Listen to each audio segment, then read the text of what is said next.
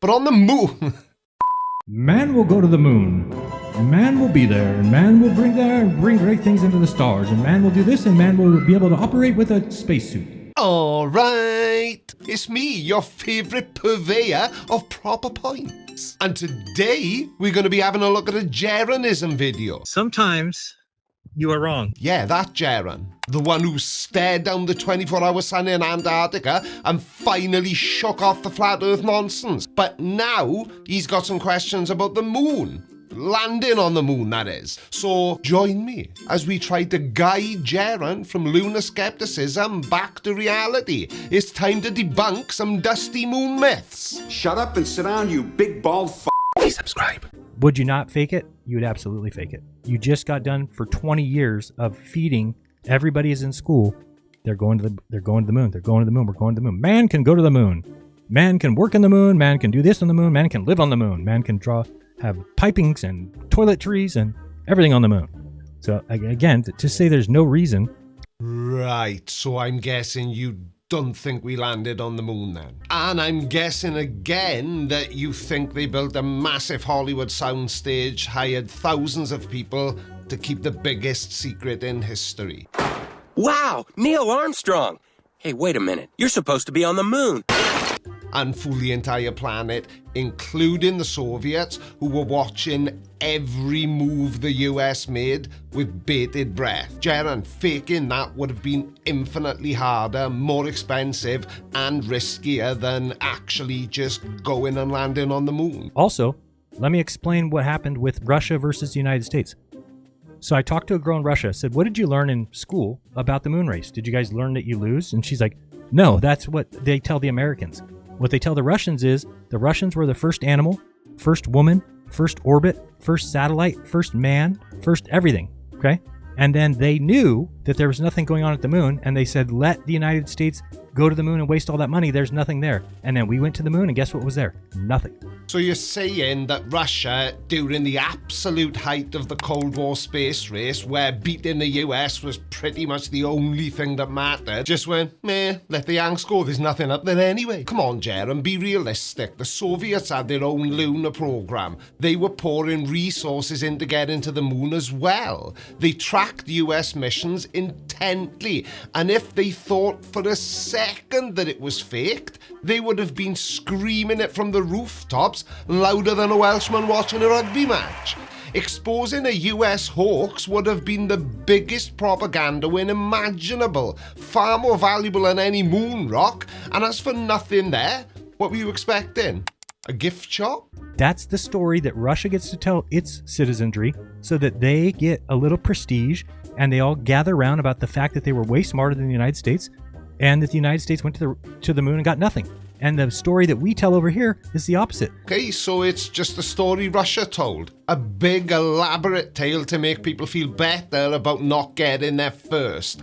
While the US told a story about actually going there and bringing back rock samples. The thing is, Jeran, one of those stories has mountains of physical evidence, independent verification from other countries, and yet even some of the countries who weren't exactly best mates with the United States, and the consistent scientific data. And the other, the version you just told, well, that was just somebody telling you that that's the story they heard. Yeah, they were the first ones to get there, but then we put our ingenuity together and we went to the moon first. If you can't see that that is just a story, just a very crafty story. Now, I'm not saying it doesn't mean that we didn't go. I'm saying, in my opinion, if we had gone, there would be evidence of that. Like, for instance, they would have found water there when they supposedly were on the moon. And then India goes back and India's like, oh, there's water on the moon.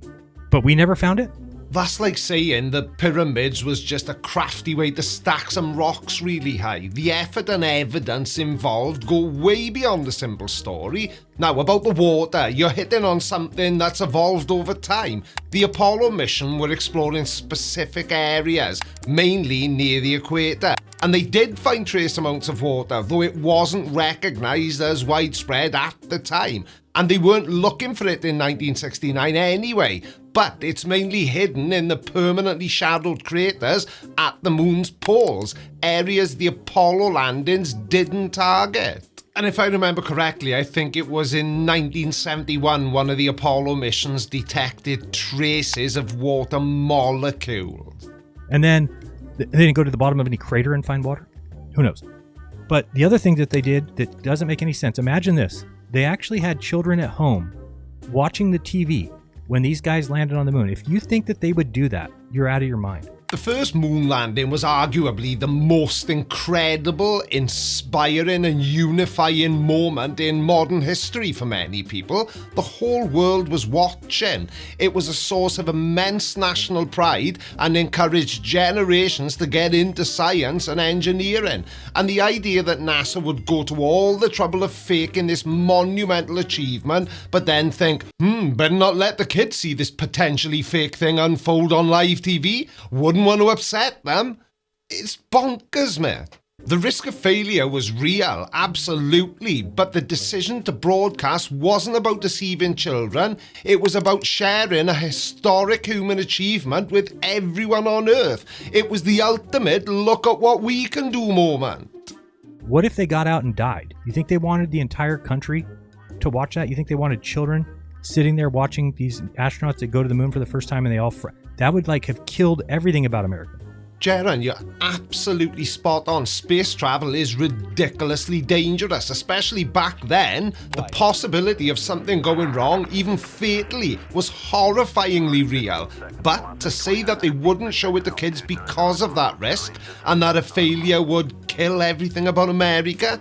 Come on, mate. America's been through a lot more than a potentially awkward TV moment. The truth is, the astronauts knew the risks, their families knew the risks, and the people at NASA knew the risks. This was the cutting edge of space exploration, and it's inherently risky. I hate to say it, pal, but this is starting to sound as crazy as believing that the Earth is flat. And we all know you found your way out of that belief, so what's it gonna take to make the same thing happen when it comes to the moon landings? So, to me, there is reasons that you would fake it. If you told everybody you could go and then realized you couldn't, you don't want to tell people that. You don't want to say, hey, by the way, we've been for 25 years, we've been saying, man will go to the moon and man will be awesome when he gets there. I think that there is reason to fake it. But again, I'm not saying that we absolutely didn't go. I'm saying that they've done a poor job. Let me show you. There's a whole bunch of things that have to go with that. Okay, take two on that point. I hear you loud and clear on the motivation angle. The pressure to succeed after promising the moon, literally, for so long is definitely understandable from a human perspective. But let's talk about this poorly job done with the evidence. So they had the technology, they had the manpower, and the secrecy to pull off the most elaborate hoax in human history, convincing the world they went to the moon. But then they got to the evidence part and just thought, close enough. One of those is the Apollo 17. How could you have no footage of Apollo 17 driving the rover? Have you tried typing Apollo 17 rover footage into a search engine? It's all over the place. NASA's archives, YouTube, historical documentaries. Even I found a clip of it. There are hours of these lads zipping around the lunar surface. Maybe you were looking at the wrong streaming surface. Did you check Lunar Flick? Perhaps it was in the science fiction section by mistake. The footage exists, Jeran. Oh, you know what? The other day I was on archive.org. There's nothing there. Yeah, nothing. The internet has seriously been scrubbed of moon footage. Just moon footage, or are they scrubbing away other things as well, like cute cat videos? If you go to Apollo 17, if you type in moon rover, you know what the only thing you'll get is? You're only going to get that one Grand Prix. All the moon rover footage is gone. Then how do you explain this footage? It's all gone. And I have some of it saved, so I can bring up what I have saved, but they've taken it off the internet. Let me show you. Oops. Here. Okay, so this is, if you pull up, I just typed in moon rover. And you're going to get the Apollo Grand Prix. And you get this is the one view, and people who watch my show know that I show this all the time. It's only 3 minutes. And even in this 3-minute section, you can see that, as I'll show McKeegan, this mountain back here never changes. I could take a screenshot right now, and then let the cart drive for a while, and then if I take a screenshot again, the background never changes because this is a sheet. It's not real. Well, the moon's horizon is closer due to its smaller size, so perspective gets weird. Okay, if you look at it, 3.3. this is a backdrop. Also, if you look at the rocks to the right over here on the mountain, they don't do parallax. These ones do. Watch, this rock will pass this rock. See how they parallax? Watch this rock pass this one. Parallax. Now watch these ones over here. They stay the same. It's a sheet. This is not real. While foreground objects definitely show parallax as you move, really distant objects don't appear to move as much at all relative to each other. Think about when you're driving your car, the trees on the side of the road whiz by, lots of parallax. Houses a bit further away move a little bit slower, and those distant mountains, you know, the ones on the horizon, well, they barely seem to move at all, no matter how far you drive. Now, take that principle and apply it to the moon, where the horizon is much closer than the horizon on Earth due to the moon's smaller size, but the mountains in the distance are still miles away, across a vacuum with no atmospheric haze to obscure them. So those distant rocks on the mountain aren't showing noticeable parallax because they are, in fact, miles away. They're not on a sheet. They're just really far from the camera's movement. If somebody wants to show me I'm wrong, then they can show me how the mountain does change. Like, for instance, if you're driving here, you would reveal more of this white mountain. See this white mountain?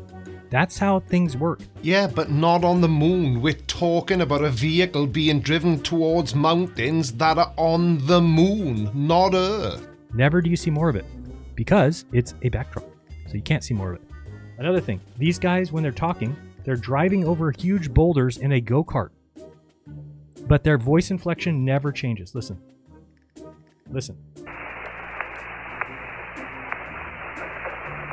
The cart is jumping.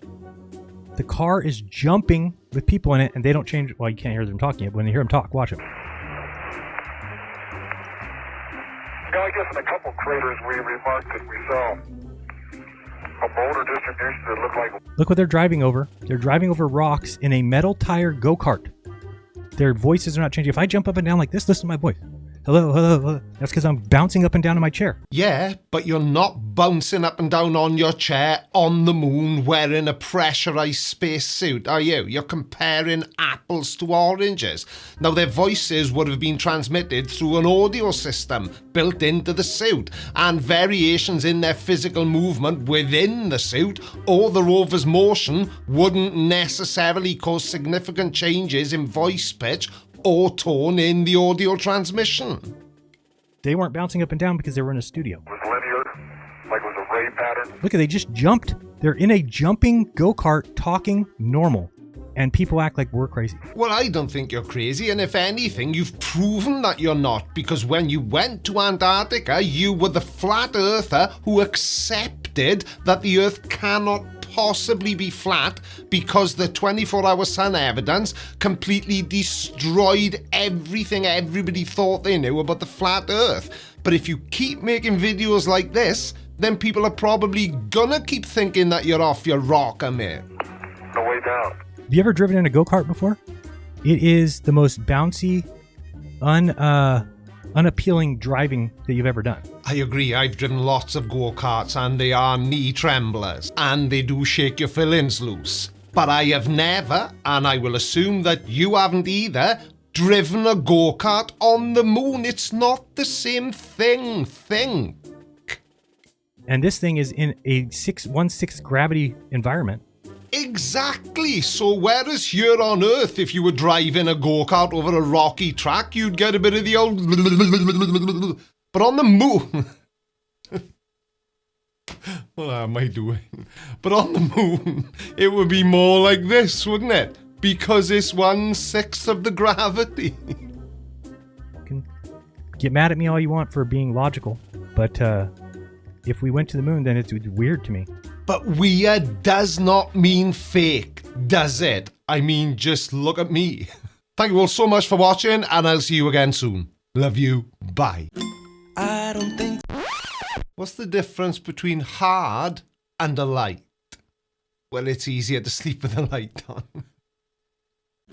I don't think so. No. I don't think so. No. It's never, ever